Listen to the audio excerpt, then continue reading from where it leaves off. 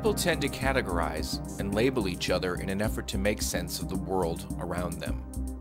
While this is understandable, it can lead to some uncomfortable situations, injustice, and create barriers for those who find themselves compromised.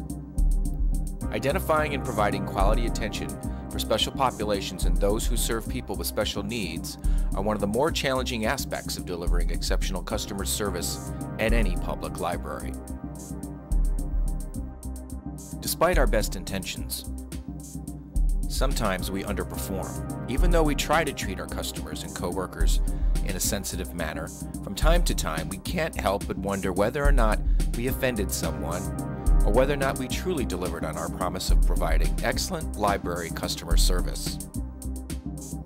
In part 3 of this 6-part series, we will discuss some strategies and share some of our personal stories that hopefully will assist library staff to improve on our abilities when delivering exceptional customer service to special needs patrons.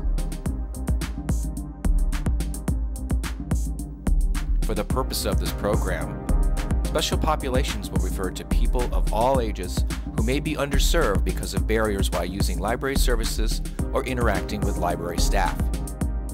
This includes, but is not limited to, persons living in poverty or who are homeless, people with disabilities, those for whom English is a second language, people with limited literacy skills, the immigrant populations, the LGBT community, and other minority groups that may be considered non-traditional or marginalized by society. Here are 5 personal tips to help create a more culturally responsive workplace. Tip number 1, size up your neighborhood and community. It is well documented that each of our branch and town libraries has very distinct demographics and very unique needs. Ultimately, it's our responsibility to truly understand who has difficulty using library service and predict their needs. Special populations and special needs denote those who need special attention because of physical constraints or social factors like marginalization. While extra attention should be given to special needs patrons, these customers should be treated with the same level of respect and humanity extended to all our library users. Tip number 2, build personal relationships with customers and community partners. Try and make the patron feel safe, connected, and understood. Using appropriate body language signals, like acknowledging someone's presence almost immediately, can go a long way to make a good connection. Try and exhibit behavior that is personally engaging and welcoming. Tip number 3, make sure your library space is physically and culturally respectful and inviting. It's extremely important to make sure decorations and the interior design elements are not too offensive or an obstruction to special populations. Try to identify social and physical barriers within reason and remove what's possible.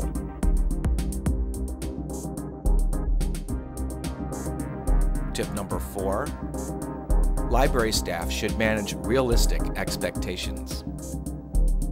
Informed patrons should have a firm grasp on realistic expectations when asking for special services or personal favors. It is our job to make sure we are accommodating within reason in accordance to policy and procedures. Our messaging must remain consistent when enforcing policy, procedure, and patron codes of conduct. However, your education, formal training, experience, and gut reaction to individual situations should be all considered when managing patrons with special needs. Tip number 5, library staff should be cognizant of our own prejudices. Everyone has preconceived notions.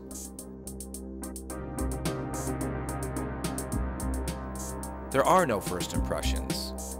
According to most social scientists, every impression of another human being was formed by the age of 5.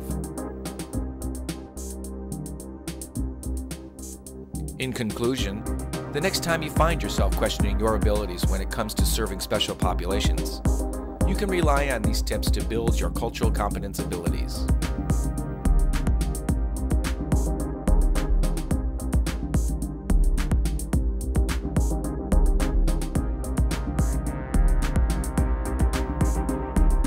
by giving you the right tools to succeed at work and in life, we hope we will be well on our way to improving the overall library service experience here at the Rochester Public Library.